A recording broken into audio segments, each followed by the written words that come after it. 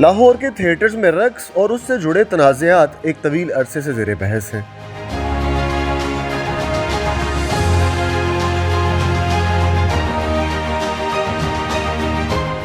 لاہور کا تجارتی تھیٹر خاص طور پر الحمرا جیسے مقامات کئی دہائیوں سے رقص اور موسیقی پر مبنی پرفارمنسز کے لیے مشہور ہے۔ ان پرفارمنسز میں عام طور پر بولڈ ڈائیلاگز، پاپولر گانے اور رقص شامل ہوتے ہیں جو ناظرین میں مقبول ہیں۔ لیکن ان پرفارمنسز میں بعض اوقات فحاشی اور اخلاقی حدود کی خلاف ورزی کی شکایات بھی سامنے آئی ہیں۔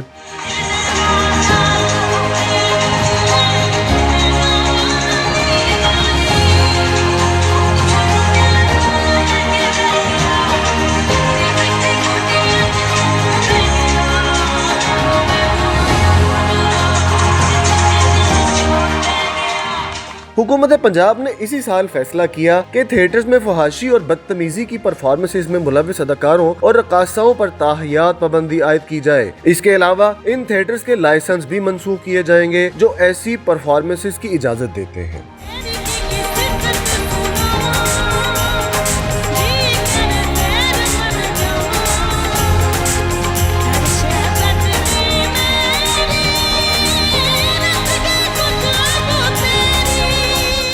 اس سے قبل 2023 میں الحمرا میں 2 پرفارمنسز چاند کی چاندنی اور نوکر ووٹی دا میں فحش رقص اور غیر اخلاقی حرکات کی وجہ سے اداکاراؤں شمع رانا اور پائل چودھری پر پابندی عائد کی گئی تھی۔ ان پرفارمنسز کی ویڈیو سوشل میڈیا پر وائرل ہوئی جس کے بعد پنجاب حکومت نے ایکشن لیا۔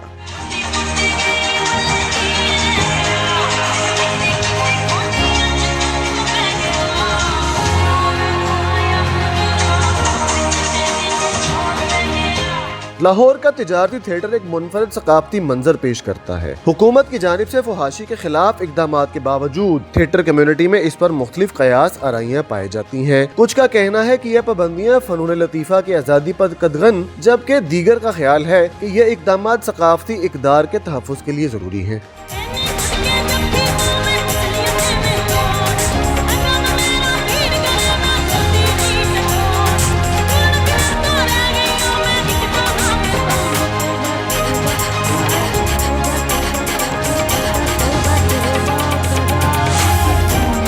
اب سوال یہ پیدا ہوتا ہے کہ کیا یہ رقص تہذیب کے دائرے میں آتا ہے یا نہیں؟ اس کا جواب سادہ نہیں ہے، کیونکہ یہ تہذیب، ثقافت، فن، مذہب اور سماجی اقدار کے مختلف زاویوں سے دیکھا جا سکتا ہے۔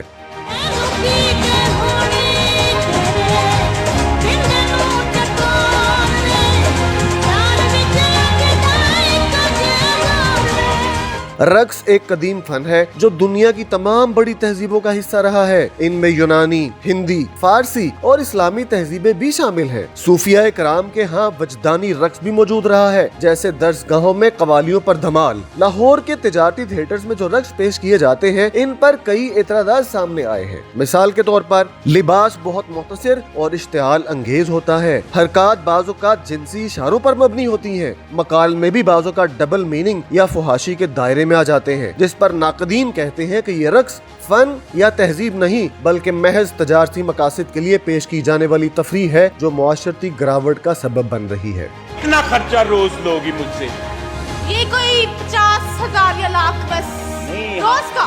اتنے سوکھے نہیں ہم، تو مطلب ہم دیہڑی دار لوگ ہیں، 150، 15، 200 دے سکتا ہوں۔ اتنا تو نہیں ہوتا نا، دیکھو دیکھیں گجرا والے اتنے ہی ریٹ چل رہے ہیں، روپیہ 1900 تے بندے 6 ستواں ہوتا جی بیٹھ وہ کہہ رہے ہوتا جلدی کرو جی میرا ابا آ گیا تو وہ باری بھی بیچ۔ کچھ فنکار اور ہمدرد طبقے یہ موقف رکھتے ہیں کہ رقص بھی ایک اظہار فن ہے، جیسے مصوری یا شاعری۔ اگر لباس مناسب ہو، مواد باوقار ہو اور پیغام مثبت ہو تو رقص بھی تہذیب کا حصہ ہو سکتا ہے۔ اصل مسئلہ نیت اور پیشکش کے انداز کا ہے، نہ کہ فن رقص کا۔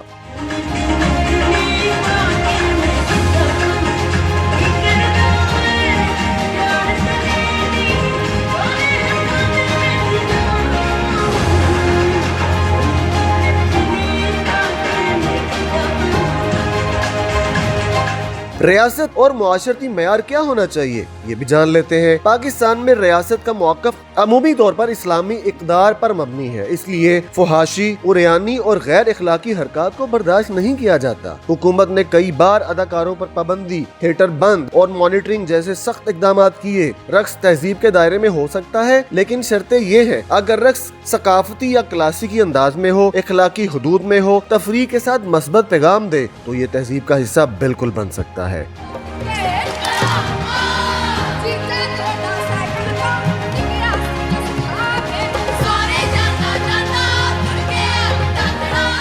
लेकिन अगर फहाशी, उरियानी और इखलाकी इन्हतात को फरोग दे, औरत को महज नजारा बनाने का जरिया हो, सिर्फ तजारती मफादात के लिए हो, तो फिर ये तहजीब से बाहर शुमार होगा। यहाँ ये बात भी काबिल जिक्र है कि स्टेज पर तमाम तरह की एक्टिविटी के लिए कोड ऑफ कंडक्ट की जरूरत होती है, इसलिए जरूरी है क्योंकि ये रकासों की हिफाजत करता है और इनके काम के दौरान गैर इखलाकी सलूक या हरासानी से बचाता है। ये मजमूई तौर पर सकाफती और समाजी कदर को बरकरार रहता है। ये पेशा वराना सतह पर काम करने के लिए जरूरी मेयार कायम करता है ताकि रकासाओं की इज्जत और मुआशरती मकाम को बेहतर बनाया जा सके। हम ये भी जानते हैं कि स्टेज रक्स और इखलाकियात के माबैन रिश्ता क्या होता है और ये एक अच्छी सोसाइटी के लिए कितना जरूरी है।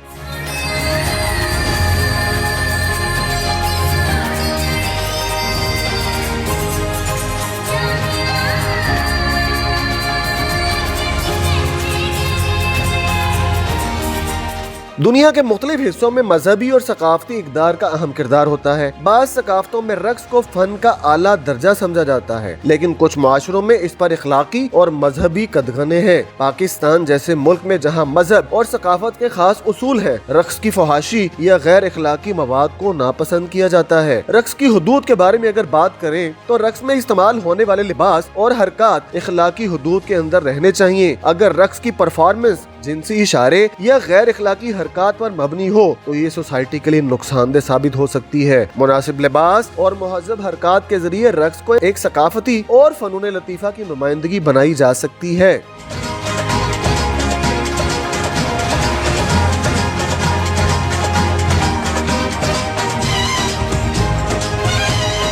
रक्स की परफॉर्मेंस में महारत, अदायगी की खूबसूरती और मस्बत पैगाम भी जरूरी है। क्लासिकी रक्स जैसे भारत नातेम या कथक एक इखलाकी सकाफती मेयार के मुताबिक होते हैं, क्योंकि इनमें न सिर्फ फनून की बुलंद सतह होती है बल्कि इनमें रूहानियत और तहजीब की अक्कासी भी की जाती है। जदीद या पॉप रक्स भी अगर इखलाकी हुदूद में रहे और शहवत या फहाशी को फरोग न दे तो ये भी फन कहलाएगा।